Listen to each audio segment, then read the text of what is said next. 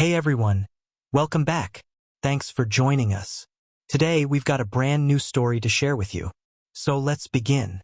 They say dinner is the time families come together, a moment of warmth and connection. For me, it became something else entirely. A stage for betrayal, lies, and a revelation that shattered everything I believed in. What started as a simple evening with my wife ended with a knock on the door that ripped apart the carefully crafted illusion she had built. One moment we were sharing a meal. The next, my entire world was unraveling. I always thought my marriage was solid. Not perfect, no relationship is, but strong enough that I never doubted where we stood. There was this unspoken understanding between us, the kind that made even the smallest moments feel special. We'd sit on the couch for hours, lost in conversation, laughing over the silliest things. I'd tell her about my day, and she'd listen like it mattered. She'd talk about her dreams, big and small, and I'd just sit there, amazed by her passion. Those were the moments that made me believe we were untouchable. But now, looking back, I wonder, was I blind? Were the signs always there, just waiting for me to notice? It started so gradually that I almost missed it. Our conversations, once effortless, became strained. I'd ask her something, and instead of engaging, she'd be glued to her phone, scrolling through Instagram or watching TikToks. I'd sit there, waiting for her attention, but I never got it. It hurt more than I wanted to admit. It felt like I was competing with a screen for the woman I loved, and losing. Then there was her appearance. She was always beautiful, always put together, but something changed. She started dressing up flawlessly for the smallest errands, spending an hour getting ready just to grab a few things for the house. I told myself I was overthinking it. After all, who doesn't want to look their best? But something about it felt different. And then the distance between us grew even more. First, it was small things. Less hand-holding, fewer kisses. Then excuses. I'm too tired. I'm not in the mood. Eventually, she stopped giving reasons altogether. 3 months passed, and she didn't let me touch her once. I lay awake at night, staring at the ceiling, wondering what had changed. Was it me? Had I become boring? Had I stopped being enough? I wanted to believe it was just a phase, that we would work through it. But deep down, I knew better. Something was shifting. No one wakes up one day and decides to spy on their spouse. That's not a choice you make lightly. But when the person you love starts slipping away and won't give you answers, you do things you never thought you would, just to find the truth. One day, she left her phone charging in the living room. It was unlocked. My phone was in my hand, and before I could think twice, I synced our locations. Just like that, I could see where she was at any time. She never noticed. At first, everything seemed normal: home, work, grocery store. I started doubting myself. Maybe I was just being paranoid. But then again, she wasn't the same. And something deep inside me whispered, keep looking. A few weeks later, I got my chance. She left her phone on the kitchen counter while she stepped away. I picked it up. At first, everything seemed normal, conversations with friends, family, coworkers. Then I found it. A thread with no name, just an initial. And most of the conversation was missing, like ripped out pages from a book. But what remained was enough to make my stomach drop. Same time tomorrow? I'll meet you behind the mall at 2. The mall. The same one where we used to shop together. I scrolled through, hoping, begging, for context that didn't mean what I thought it did. But the tone, the emojis, the secrecy, it was all there. I had to know. So I waited. At exactly 2 p.m., I parked near the mall and watched. Maybe I still hoped I was wrong. Maybe I thought she would prove me crazy. Then I saw her. My wife.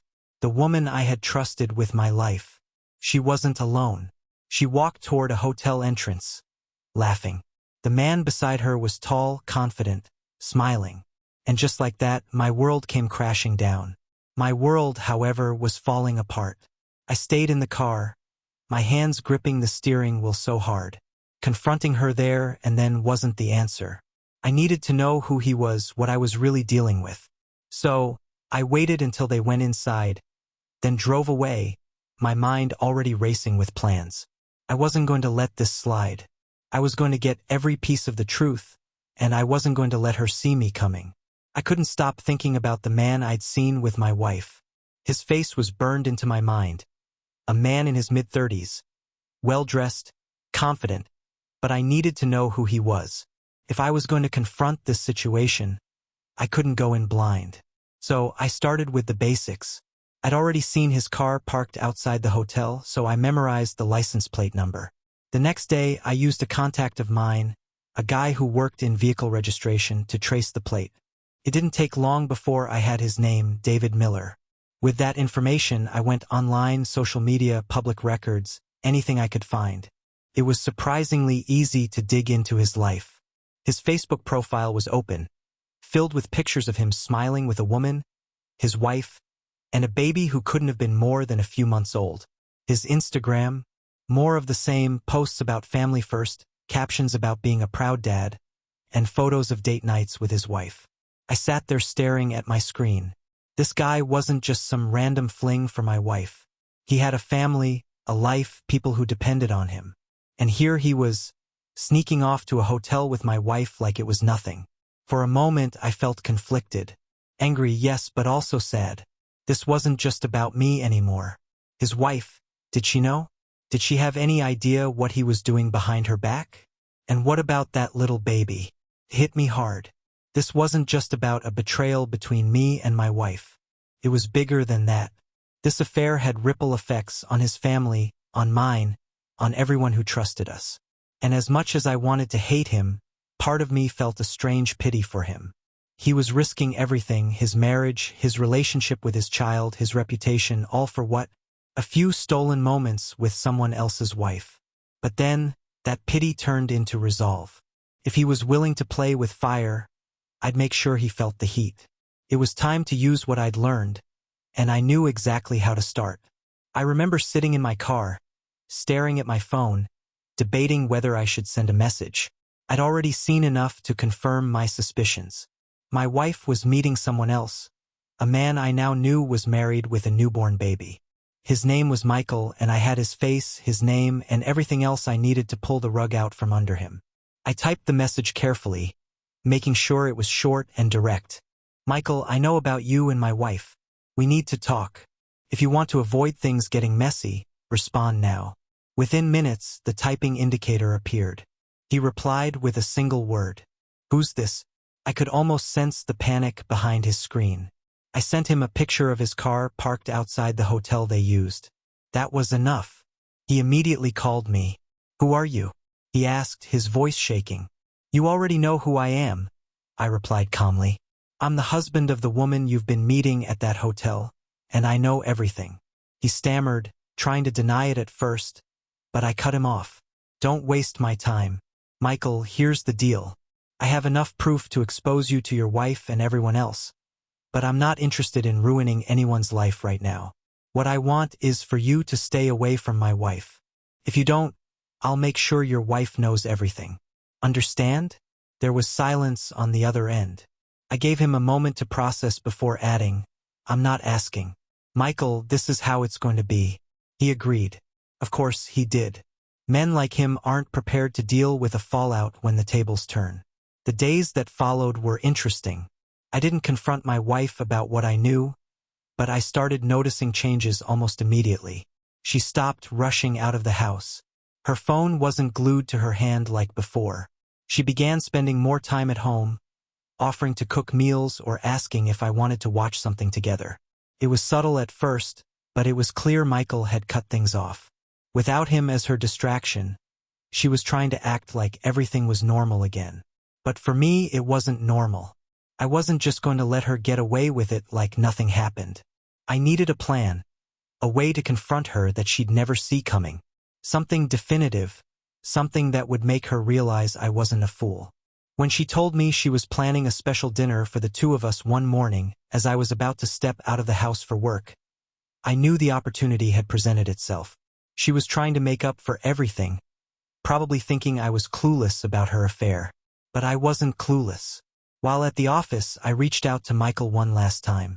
I need you to show up at my house tonight, I told him. What? Why? He asked, panic creeping back into his voice. I told you I don't want to make this worse. I just need you to come over so we can settle this once and for all. Don't tell my wife. Just show up. Trust me, you'll want this over as much as I do. He hesitated but agreed, probably afraid of what I'd do if he refused. That was all I needed to set the stage.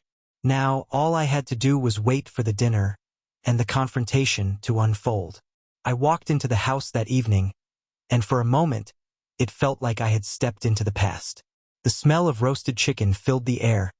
Candles flickered softly on the dining table. And there she was, my wife, wearing a dress I hadn't seen in years, her hair styled just the way I used to love it. "Welcome home," she said with a bright smile, walking up to me and wrapping her arms around me. Caught me off guard. I hadn't felt that kind of affection from her in months. For a second, I almost believed it. Dinner was already set, 2 plates beautifully arranged, and she was fussing over every little detail. She even poured me a glass of wine. "You've really gone all out," I said, taking my seat. She smiled, brushing her hand over mine. "I just wanted tonight to be special." If only she knew. Just as we were about to eat, the doorbell rang. She froze for a moment, glancing at me. "Are you expecting anyone?" she asked, her voice light but slightly nervous. "No," I said, shaking my head and leaning back in my chair. "Maybe it's a delivery or something." She got up, smoothing her dress, and walked to the door. I stayed at the table, sipping my wine and watching her from the corner of my eye. The moment she opened the door, her entire body tensed. "Why are you here?" she whispered, her voice barely audible but laced with panic. From where I sat, I could see him, her lover. He stood there awkwardly, shifting on his feet, holding a bouquet of flowers like a fool. I set my glass down and called out, "Don't leave him at the door. Invite him in." She spun around, her face pale as a ghost, her eyes wide with shock. "Come on in," I said again, standing up and walking towards the door. "Don't be shy. After all, we are all familiar here, aren't we?" Her lover stepped inside hesitantly, his eyes darting between me and her. He opened his mouth to speak, but I didn't give him the chance. "Have a seat," I said, gesturing to the table. "My wife prepared a lovely dinner for us." "James, I can explain," my wife stammered, her voice trembling. I turned to her and said her name. "Michael, isn't it?" She froze, her hand clutching the back of the chair. I saw the realization wash over her. How much I knew, how long I'd known. "I've done my homework," I continued, my voice calm but firm. "I know about the texts, the meetups, the hotel behind the mall. I know everything." Michael opened his mouth again, but I raised my hand. "Not a word from you. You've done enough damage." I turned to my wife, who stood there, her face crumbling under the weight of what she'd done. "It's over," I said simply. "You can go with him if you think he's better than me. You clearly made your choice months ago." "James, please," she begged, her voice breaking. "It wasn't. I didn't mean." I cut her off. "Don't insult me by pretending this was a mistake. You had every opportunity to stop, but you didn't. So now we're done." I pulled out a folder from my bag and placed it on the table. "I've already started the divorce process. The papers will be ready soon. Make it easy on yourself and sign them when they arrive." Michael shifted uncomfortably, as though he wished he could disappear. I sat back down at the table, looking at the food she had worked so hard to prepare. I wasn't hungry anymore. Trust is such a fragile thing. Takes years to build, moments to break, and sometimes a lifetime to repair. When I married my wife, I believed in her, in us. I believed that no matter what life threw our way, we'd face it together. But betrayal doesn't just come out of nowhere. It starts with cracks. Cracks in communication, cracks in honesty, and cracks in respect. I saw those cracks and I ignored them for too long. Walking away was the hardest thing I've ever done, but it was also the most necessary. It wasn't just about ending a marriage. It was about choosing myself, my dignity, and my peace of mind. Trust is the foundation of any relationship, and without it, you're left standing in ruins. Thanks for watching. If you enjoyed this video, don't forget to like, comment, and subscribe for more stories like this. See you next time.